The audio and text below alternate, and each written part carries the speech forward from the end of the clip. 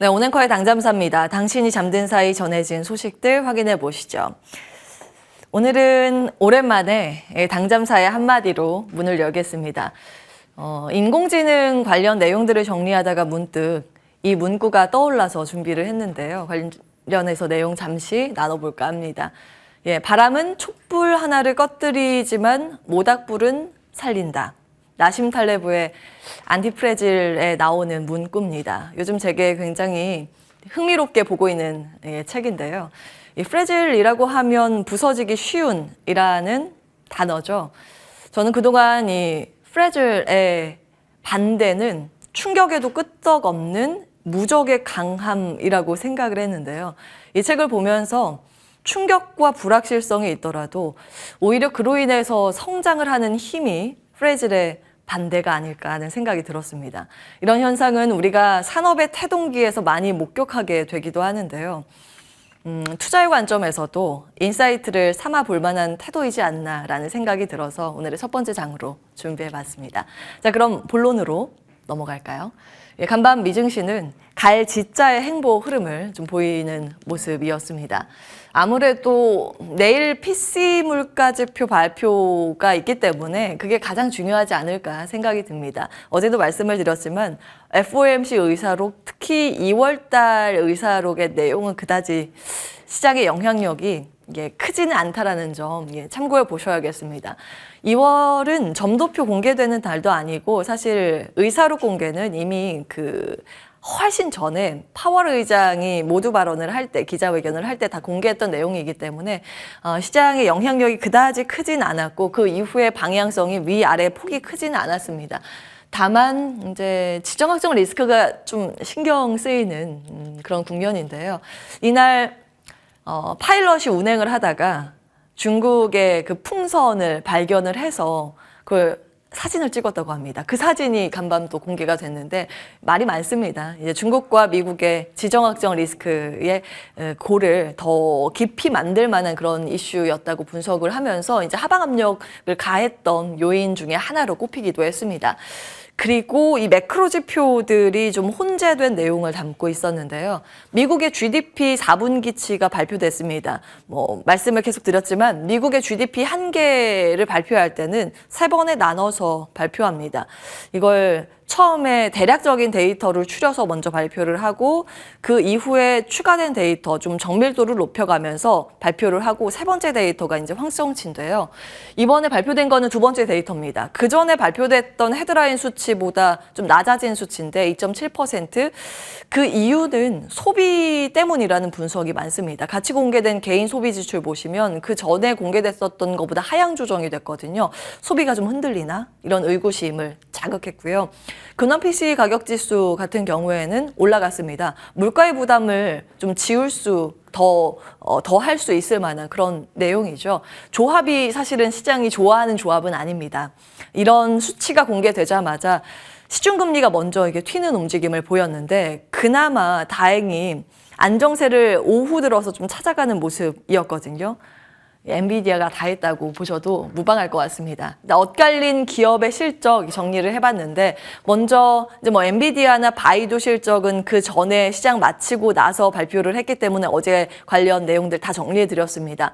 요 내용에 대해서 이제 기대감이 계속 돌아가면서 지수를 견인하는 흐름을 보였는데 어닝 쇼크 발표한 기업이 그 이후에 좀 같이 주목을 받으면서 시장이 약간은 중간에 덜컹거림이 있었습니다. 모더나, 도미노 피자, 루시드의 실적이 좋지는 않았고 그 해당 분기보다는 사실 가이던스의 실적에 대한 우려감이 더 컸던 기업들이 여기에 해당이 되고요. 루시드의 영향으로 인해서 니콜라 등의 다른 친환경차가 같이 크게 밀렸습니다. 그나마 다행이라고 해야 될까요? 테슬라는 조금의 상승세로 마무리가 됐습니다. 어찌되었든 히트맵을 보시면 그 시장의 분위기를 한눈에 보실 수 있는데요. 3대 지수가 모두 강세로 전환되면서 마무리가 됐습니다. 대부분의 화면이 대부분의 종목들이 크게 등락을 보이진 않았는데 유독 강한 섹터라고 하면 이 에너지하고 반도체 정도가 될 겁니다. 에너지야 유가의 등락에 따라서 급등과 급락을 매번 반복을 하니까 눈여겨볼 수 있는 부분은 이 반도체이지 않을까 싶습니다. 사실 다른 테크 기업들은 혼조권에서 마무리가 됐는데 여기가 유독 강했고요. 엔비디아가 14% 급등을 하자 이 반도체 전체가 따라붙는 양상. 대형 반도체뿐만이 아니라 여기 유독 강한 부분이 반도체 소재 장비 쪽인데 따라붙으면서 강세 마감에 성공을 했습니다. 필라델피아 반도체 지수가 3% 넘는 급등 마감을 한 영향, 그 안에는 엔비디아가 있었습니다. 사실은 이게 세계에서 8번째 시가총액 규모의 기업이거든요. 이 덩치, 이렇게 묵직한 덩치를 가지고 있는 기업이 이 정도 뛴다는 건 삼성전자가 한 15%, 20% 뛰었다고 생각을 하시면 되겠습니다. 그 정도의 영향을 주는 그런 움직임이었습니다. 다만 어제 이 점 시장에 좀 반영이 됐었고 간밤 또 추가된 부분은 미국의 상무부 관계자가 삼성전자, SK 하이닉스에 대해서 중국 공장 반도체 관련해서 한도를 둘 것이다. 이렇게 이제 발언을 했습니다. 사실은 이제 칩스법에 의하면 우리나라 반도체 기업이 그쪽에 공장 지을 때 보조금을 좀 받아야 되는데 중국에 대한 견제 조항이 있기 때문에 늘 그게 걸림돌입니다. 어떻게 좀 전개가 되는지 체크를 해보셔야겠고요. 삼성전자하고 SK 하이닉스가 중국 공장을 가지고 있고 특히 하이닉스가 중국 공장 비중이 많아서 오늘 시장의 영향력이 어떨지는 보셔야겠습니다. 자, 이제 앞서서 말씀드린 것처럼 엔비디아의 영향력이 컸던 만큼 어제 정리해드린 내용 다시 한번 간략하게 보고 넘어가겠습니다. 실적 다 좋았고요.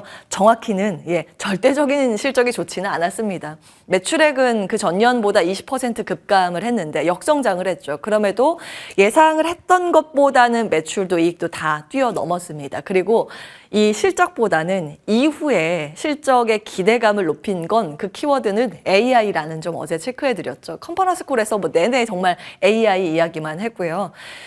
엔비디아 쪽에서 이 컨퍼런스를 개최 준비하고 있는데요. 이 점도 어제 말씀을 드렸습니다. 다음 달 20일부터 23일 예정입니다.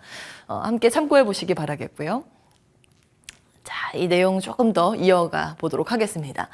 이 엔비디아는 팹리스 기업이죠. 그 TSMC가 파운더리 부분인데 엔비디아는 공장을 가동하는 게 아니라 설계도, 이 반도체를 설계해서 그 설계도를 TSMC에 넘겨주면 TSMC가 그걸 받아서 공장 돌려서 제품을 만드는 구조입니다. 쉽게 이야기해서 인형을 좀 예로 들어볼까요? 그 인형의 캐릭터를 그려서 엔비디아가 이제 캐릭터를 그려서 이것을 도면을 TSMC한테 넘겨주면 TSMC가 공장 가동해서 재봉을 해서 인형을 완제품을 만들어내는 이런 구조입니다. 그래서 엔비디아의 실적이 앞으로 증가할 것에 대한 힌트를 또 TSMC의 움직임으로 체크를 해보실 수 있는데 대만의 보도 내용을 그대로 가지고 왔습니다. TSMC 공장이 다시 빠르게 돌아간다고 하는데 AI 수요 덕분이라고 보도를 하고 있더라고요. 예전에는요, 핸드폰이랑 PC 수요가 감소하면서 이 TSMC 공장 자체 가동률 급격하게 하락했었는데 이 수요가 점차적으로 조금씩 주문이 그러니까 들어오면서 지금 가동률이 서서히 회복되는 구간이라고 보도를 하고 있습니다. 이 엔비디아 쪽에서 AMD 데이터 센터용 반도체 주문을 넣고 있다고 하는데요. 지금 AI용 칩이라는 것을 따로 그 반도체 부문별로 알 수는 없고요. 그 데이터 센터용 부문에서 우리가 유추할 수밖에 없습니다. 그래서 이런 내용들, 맥락들 한번 같이 체크해 보시기 바라겠고요. 이것은 그 기사 내용에 있었던 관련 자료인데 구글 트렌드입니다. 이게 굉장히 재밌어서 같이 가지고 왔습니다. 2021년 구글 트렌드 검색이 많이 됐었던 게 크립토였었는데 이게 그 이후로 NFT로 넘어갔고 그 다음으로 AI로 넘어갔습니다. 이 빨간 라인인데 그런데 요즘 다시 한번 AI가 치고 올라갔고 그 바통을 바로 이어받은 게 챗GPT입니다. 지금 AI의 구글 트렌드 수준도 높고요. 절대치가 높죠. 그리고 챗GPT가 여기에서 갑자기 이렇게 치고 올라가서 두 개의 키워드가 굉장히 높은 수준을 유지하고 있다는 점 참고해 보시기 바라겠습니다.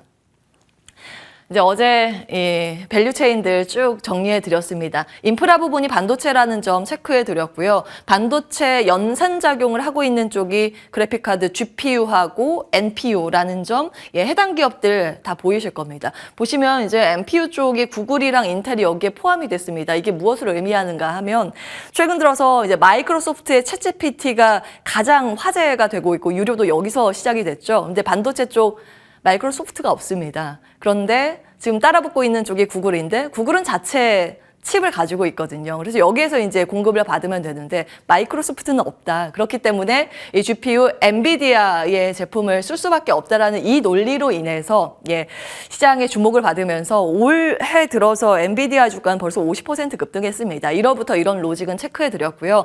그 다음으로 따라붙는 쪽이 이제 메모리 쪽인데 이런 구동 반도체 연산 작용을 하기 위해서는 메모리에 저장돼 있었던 걸 가지고 와서 연산을 해야 되는데 사실 이거는 후순위로 볼 만한 기업이라는 점 체크해 드렸습니다. 메모리 반도체 쪽이 삼성전자, 하이닉스, 마이크론이 해당이 되는데 지금 엔비디아는 SK 하이닉스 제품을 쓰고 있고요. 지금 이런 고 영역의 고차원의 연산을 위한 메모리는 HBM이라고 고대역대 메모리 쪽이거든요. 그거 만드는 기업은 삼성전자, 하이닉스입니다. 이런 구도는 기억해 보시기 바라겠고요. 이제 어제 그래서 엔비디아 실적 발표를 한 거 보고 지금 당장 이제 반도체라는 키워드라는 거 정리해 드렸고 그 이후에 컨퍼런스 콜에서 AI가 나오고 있기 때문에 AI 관련 기업들 정리해 볼 필요는 있다 해서 어제 이 부분 딱 정리해 드렸고요.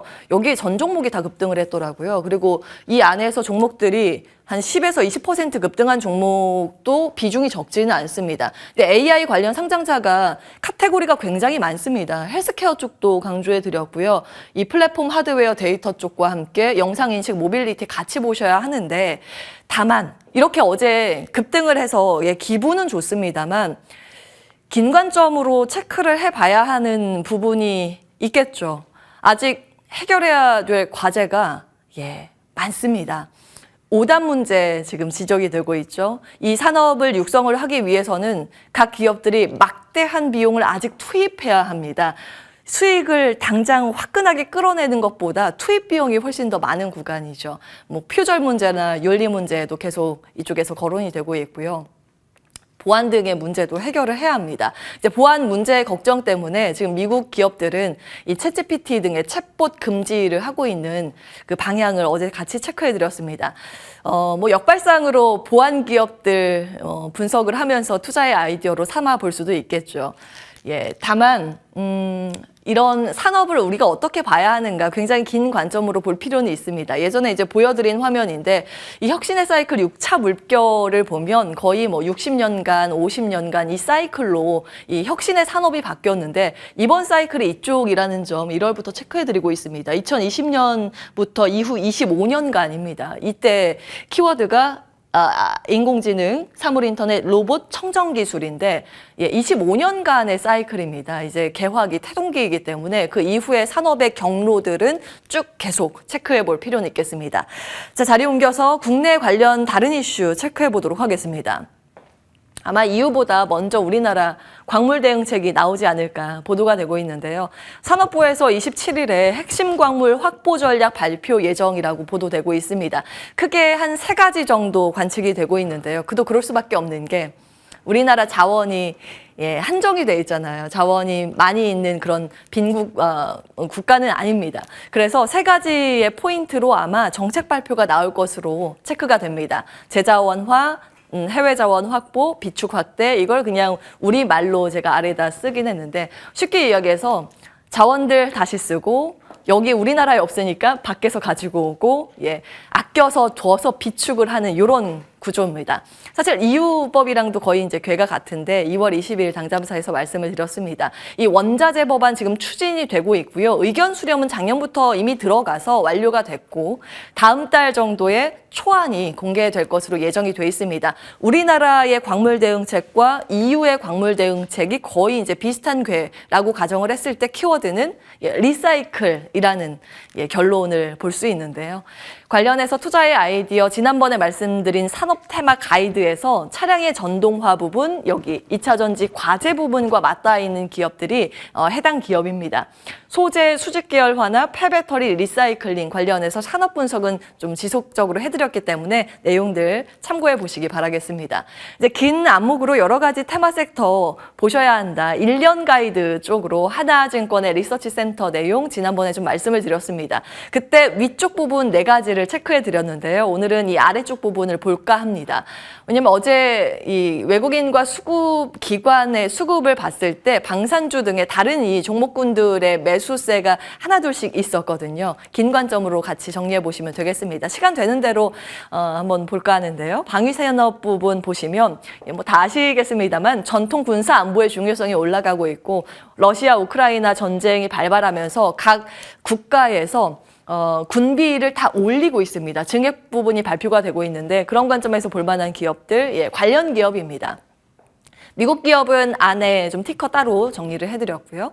드론 쪽도 같이 해서 이제 군사 위협 대응으로 드론과 안티 드론이 좀 뜨고 있는 상황인데 관련 국내 기업들 아래 기입이 돼 있습니다. 이 사이버 안보 부문은 사실 굉장히 이제 중요한 키워드입니다. 계속해서 트렌드가 산업의 방향이 이런 AI이기 때문에 안보 분야가 중요할 텐데 국내보다는 사실 사이버 안보 쪽은 해외가 좀 많은 편이죠. 관련 내용들 체크해 보시기 바라겠고요. 식량 안보 부분 아래 나와 있습니다. 자, 다음 보시면 친환경 쪽, 풍력, 태양광, 수소, 원자력 부분 쭉 아실 것 같고요. 그중에서 최근 들어서 증권가의 평가가 계속 많이 올라가고 있는 쪽이 수소라서 여기에 형광펜을 표시를 해봤습니다. 모빌리티하고 인프라, 연료전지, 액화수소, 운송선, 사업 중심 성장이 예상된다라는 부분이고 수소 생산과 관련된 기업들의 주목도가 올라가고 있어서 여기에 나온 기업 외에도 다른 생산 기업들을 계속 리스트업 해보시는 것도 투자 아이디어에 좋을 것 같습니다. 오늘 여기까지 하겠습니다. 온앵커의 당잠사였습니다.